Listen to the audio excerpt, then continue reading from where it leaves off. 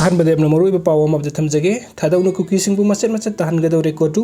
थादौ students association general headquarters की मैकैदेगी थासिगी कुनहुमदै थोकिब वरोल अदुना कुकी मचेत मचेत तहनगदौरे हाइना कमिटी ऑन ट्राइबल यूनिटी कोटूगी चेरोन अमना फोंदोरली कमिटी असिगी चेरोन अदुना हाइ हंदक थादौ स्टूडेंट्स एसोसिएशन ना इंगना सिकना पुरकनबगीदमक्ता वाफम फोंदोखिबा असी यानिंगदब फावी थवोंग अदु कुकीगी खुनाइबु नुंगाइतबा थोखन्नबा चतखिबनी कोटूगी मैकैदेगी मखोइगी मियामगीदमक्ता तुंबा चाबा खंगदना असोय अंगाम थोक्तनबा थबुक पैखतुना लाखी मखोइना लान तौनरिबा फुरुप अनिबु इंगना चिकपा पुरकनबा थमखिबा सममनबा थोखल्ले कुकी अमसुंग थादौ हाइबसिदि थादोकनबा याररोइदबनी थादौ स्टूडेंट्स एसोसिएशन की वाफम अदुना इंग चिकपा पुरकनबगी महुत्ता कुकी जो फुरुप की मियोइसिंगी मरक्ता वखल तानदबगी थवोंग हेंगतहल्लगरी कुकी जो फुरुप की ऑर्गेनाइजेशन से अमसुंग मियोइ कयागी मरक्ता मैकै खंगदना थबुक तौनरमी अदुबु कुकी जो फुरुप की इहौद अकाइबा थोखलकपसिंग कोतुना ngaktuna thamloi कुकी जो मियामगीदमक्ता थानिपान हेना संगसिलकलिबा थबुक असिदा press release head campaigner Singh चथदुन अपुनबगी ओइबा पांदम यौहन्नबा होटनबा अकाइबा पिरकपसिंग ngakpiba तौरोइ मखोइबु अकनबा मोंगदा थबुक पैखनबा कोतुगी फिरेप लई Thadou students association general headquarters न थोकिबा प्रेस स्टेटमेंट अदुसु यारेमी मखै अथुबु मतमदा हंदोकदबनी सदर हिल्स की महुत सिलिबा एग्जीक्यूटिव मेंबर सिंगसु स्टेटमेंट अदुबु विथड्रॉ तौनबा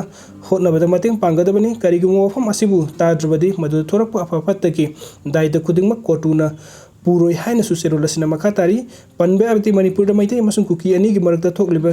इरांग असिना मरम ओइरगा हाउकी बेंगदा लेरंबा थादौ स्टूडेंट्स एसोसिएशन की ऑफिस सुरासनपुर लेबा एसोसिएशन असिगी प्रेसिडेंट की युम मियामना अमांग अता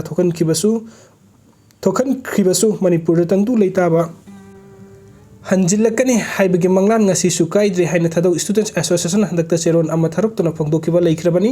थादौ स्टूडेंट्स एसोसिएशन टीएसए की ministry of information media and broadcasting secretary P K Lun सिंहना खुयक पीदुना थादुरपा चेरोल अदुना हाइकी मदुदी सही असिदा क्रिसमस कुमई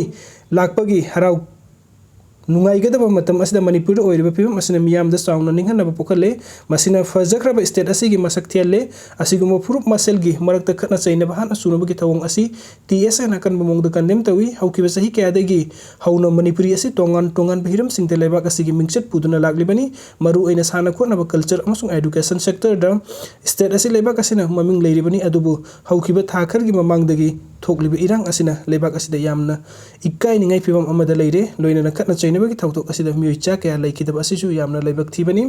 वीडियो सिंग बिबगी दमक्ता मयाम पुमना अमुक हना थकचरी अनोब अपडेट की दमक्ता ऑनलाइन मणिपुर यूट्यूब चैनल नसबनुक्सिबिदना सब्सक्राइब तोबिरमु थैंक यू।